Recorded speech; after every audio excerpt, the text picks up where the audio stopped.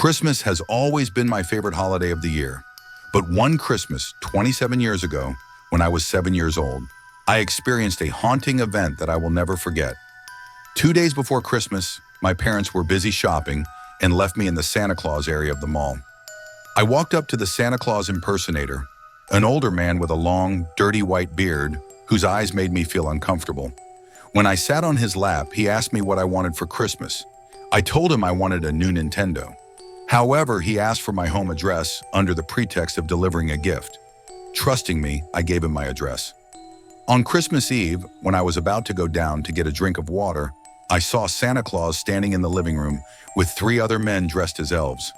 They whispered something and prepared to take my 5-year-old sister away.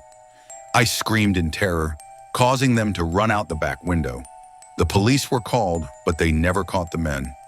My sister was rescued, but the memory of that night still haunts me.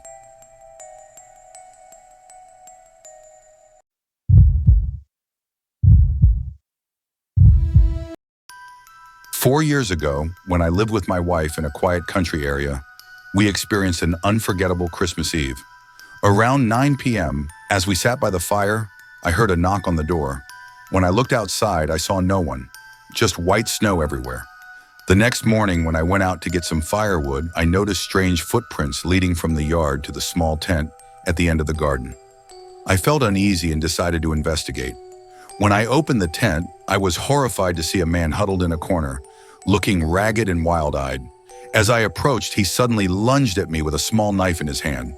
I panicked and ran home, closed the door, and called the police. The police arrived and arrested the man. It turned out that he was a drug addict who was on the run from the law and had sought temporary shelter.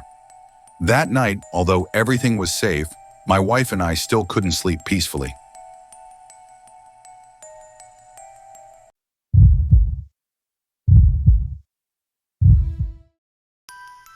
Two years ago, I went to buy a Christmas present for my aunt at a crowded shopping mall.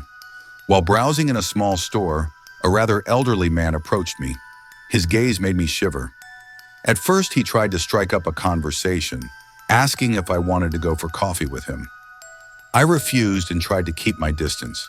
However, he started following me from store to store. The feeling of insecurity made me text a friend to let him know the situation. When I decided to leave, I noticed him sitting in an old truck in the parking lot, staring at me through the windshield and smiling creepy.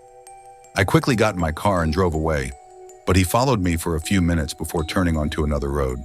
I made it home safely, but the image of his creepy smile still haunts me to this day.